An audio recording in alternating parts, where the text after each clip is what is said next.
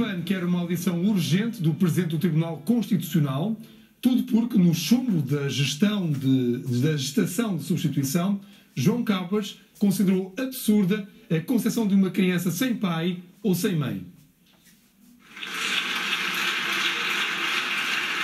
O Parlamento aprovava em 2016 a gestação de substituição, que acabaria chumbada 2 anos depois no Tribunal Constitucional. João Cowpers, que era juiz da mais alta instância judicial, defendeu que o passo concretizava uma alteração de paradigma que tinha por inaceitável. A gestação de substituição em si mesma, enquanto conceito e enquanto técnica de procriação medicamente assistida, tem-uma por violadora da dignidade da pessoa humana.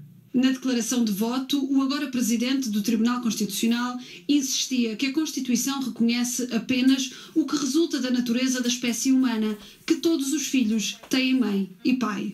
Diga o direito o que disser, omita o que omitir, a concepção de uma criança sem pai é tão absurda como a de uma criança sem mãe. João Cowpers entrou no Constitucional escolhido pelos próprios juízes. Segundo o Jornal Público, terá alertado na altura para os textos que escreveu enquanto professor da Faculdade de Direito e que descreveu como amargos uns, ligeiros e tolos outros. Entre eles estaria aquele em que disse que os homossexuais não passavam de uma inexpressiva minoria e outro onde defendeu que a Constituição previsse o direito de não ser confrontado para além do tolerável com as vicissitudes do passado. É precisamente o que escreveu há 11 anos, que marca a atribulada primeira semana à frente do Tribunal Constitucional. O PAN já pediu para ouvir João Cowpers com urgência no Parlamento. As escolas vão receber esta semana 15 mil computadores destinados a alunos do ensino secundário. O Ministro da Educação disse que em breve vão ser distribuídos mais 300 mil, mas não deu nenhuma data. Será ainda esta semana, garante o Ministro da Educação.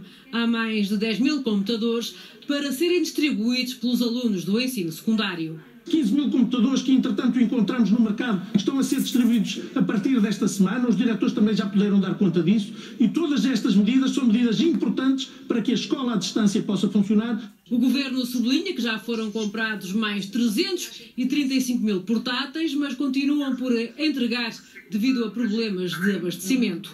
Tiago Brandão Rodrigues defende o regresso à escola presencial, apesar de não ter dúvidas quanto à capacidade de resposta das escolas no ensino à distância.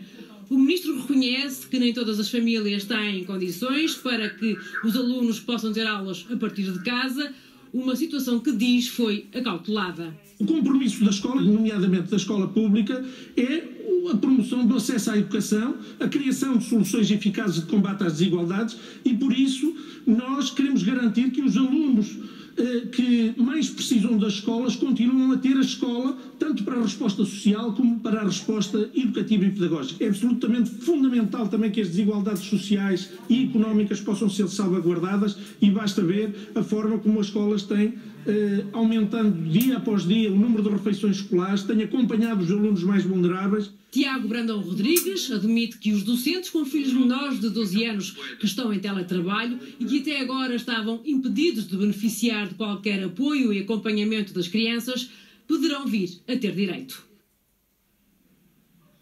A mais pequena ilha dos Açores pode tornar-se o primeiro território do país a atingir a imunidade de grupo.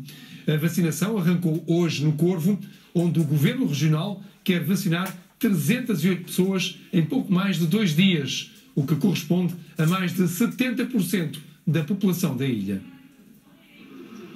A carga valiosa chegava à mais pequena ilha dos Açores, perto da 1 da tarde, hora local. A bordo da SATA, vacinas e 2 enfermeiros vindos de São Miguel a 600 km do Corvo. Uma equipa que havia de juntar-se aos profissionais de saúde da unidade de Vila do Corvo. Horas depois, as vacinas começavam a ser administradas no pavilhão desportivo. Que nós aqui só temos um médico, não temos equipamentos suficientes, a doença pode vir de repente, apanhar muita gente de repente e depois é muito difícil com a situação em que nós vivemos aqui. Pelo facto de termos tido este privilégio, foi muito bom, porque dá uma enorme tranquilidade à população e ficamos, sem dúvida, muito mais tranquilos. O Governo pretende vacinar 308 pessoas em 2 dias.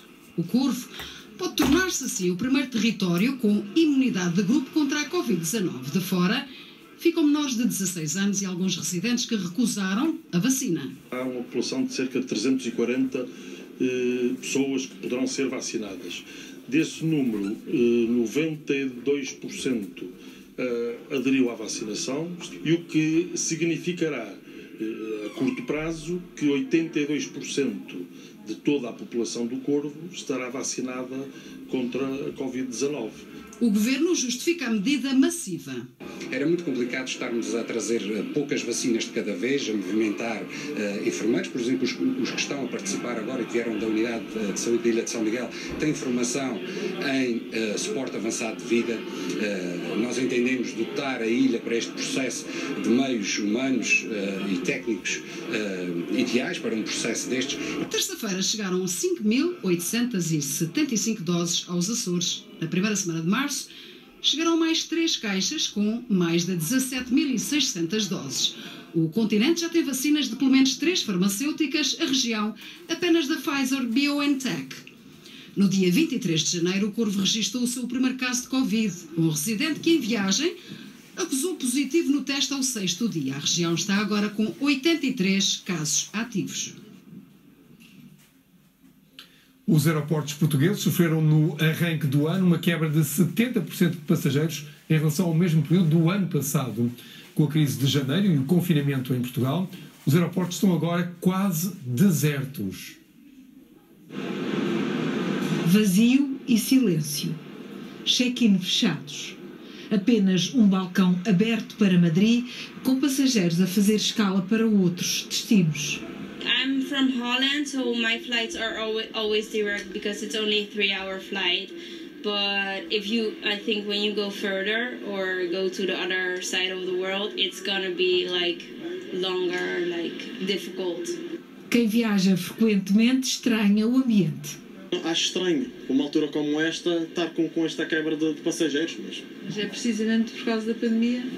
Não faço a menor ideia, mas presumo que sim. Presumo que seja por causa da pandemia, dada esta quebra de passageiros. Ficou mesmo surpreendido? Fiquei, por acaso fiquei. Não se avistam turistas, o aeroporto é mais que nunca um local de passagem para mudar de vida. Maybe it's better to go home because you're not sure if you can travel, and I had difficulties with traveling because I had COVID in January and then I couldn't travel, so I was like, I just want to be home with my family and friends and be safe, like to know if there's something I can be with them. O ambiente é aparentemente calmo, mas há inquietude em quem viaja.